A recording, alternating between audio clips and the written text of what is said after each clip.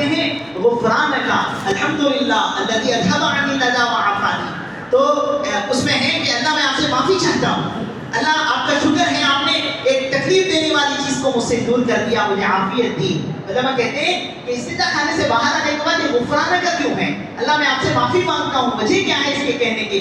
اس موقع سے معافی مانگنے کا کیا مطلب ہے؟ تو محدثین لکھتے ہیں اس کی وجہ یہ ہے کہ ہمارے آقا 24 گھنٹے اللہ کے تذکروں میں ہوتے. اب وہ ایک وقت ہوتا جہاں اللہ کا نام لینا مناسب نہیں تھا، تو آپ بتکلف اللہ کے نام سے دور رہتے. تو باہر آنے کے بعد آپ فوراً معافی مانگ رہے ہیں، اللہ تھوڑی دیر کے لیے میں آپ سے دور رہا، آپ کا تذکرہ نہیں کیا، اللہ اس میں استغفار کرتا ہوں. کیا مبارک زندگی ہمارے آقا نے ہم کو سکھائی ہے. ادھر کو سفر سے لے کے حضرت تک قدم قدم پہ رب کی یادیں، یہ ہمارا نظام بنے.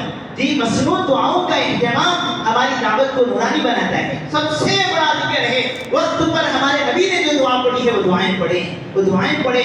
فرمایا اس وقت دنیا اور آخرت کی خیر خواہی اس میں مقدر ہے کہ بندہ صبح شام اور رات اور دن اللہ تعالیٰ کے نبی نے ہم کو جو مصنوع دعائیں سکھائیں، مصنوع دعاؤں کا حاصل ہے رب کے تذکرے ہوں. کہیں اللہ کی بڑائی ہے، اوپر چڑھو تو حضور کی عادت ہے اللہ اکبر بولو، نیچے اترو تو کہو سبحان اللہ. کہا اللہ اکبر کیوں؟ اوپر چڑھ رہا ہوں تو میرا دل کہے گا کہ بھائی اب تو میری بلندی آ رہی ہے. نفس کو کھود لو تو میں بڑا نہیں، میرا اللہ بڑا، میرا اللہ بڑا.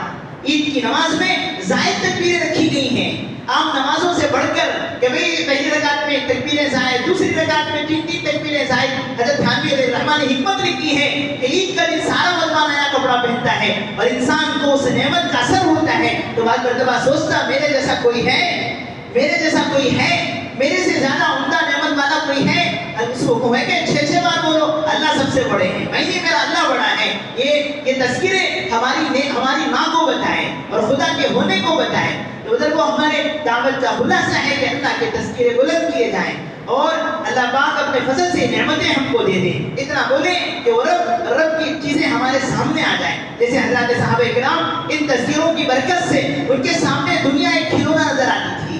جس رب کو وہ مانتے تھے اس رب کو جانتے بھی تھے کہ میرا رب کتنی طاقت والا ہے. اب ہمیں ماننا تو آتا ہے، جاننا نہیں آتا. ایک قرآنوں کے بڑے جوڑ میں ہمارے بزرگ نے پوچھا کہ بھئی اس میں سے کوئی ایک ساتھی ہو جو یہ کہے میں نے 2 رکعت نماز پڑھ کے میں نے اپنا بگڑا ہوا کام بنا دیا، میں نے اللہ کی غیبی نصرت دیکھی ہے، کھڑے ہو کے بتاؤ. تو پورا مجمع خاموش ہے، علماء بھی بیٹھے ہیں، قرآن بھی بیٹھے. ایک دیہاتی بیچارہ اڑ گیا، اس نے کہا کہ میں نے وہ کام کر لیا ہے. کیا ہوا؟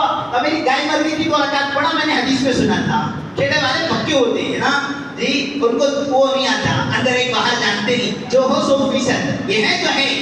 مولوی صاحب تو بیان کرے بسم اللہ میں بہت کچھ ہے اور تالاب بھی پار کر سکتے ہیں. انہوں کھیڑے والا پار ہو گیا، اس کو جو ملا تھا پکا ملا تھا.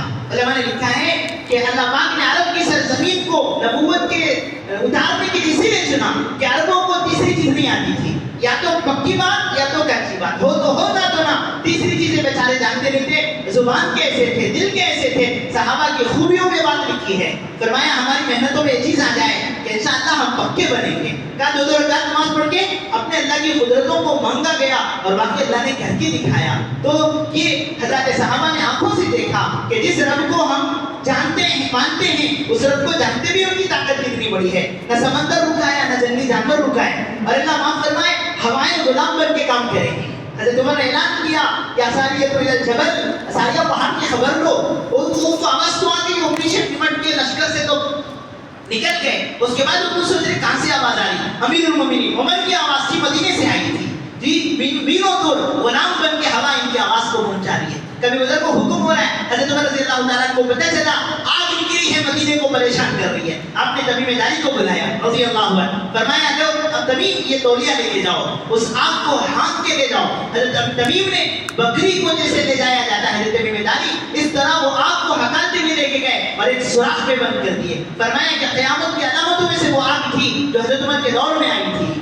آپ کو معلوم تھا یہ سب کھلونے ہیں، کرنے والی کوئی ذات اور ہے. تو اس کی برکت اللہ پاک نے ان کے سامنے پورا نظام ایسا نظر آتا تھا، کوئی حیثیت نہیں تھی اس نظام کی ان کے سامنے. کبھی اشارہ کر دیا تو دریائے نیل کے نام پہ خط رہ جا رہا ہے اور 8 قدم اونچا دریائے کا پانی بہ رہا ہے. حضرت مولانا صاحب اللہ علیہ لکھتے ہیں پورے مصر والے زندگی میں ایسا پانی نہیں دیکھے جتنا حضرت عمر کے خط پہ دریائے نیل بہا ہے.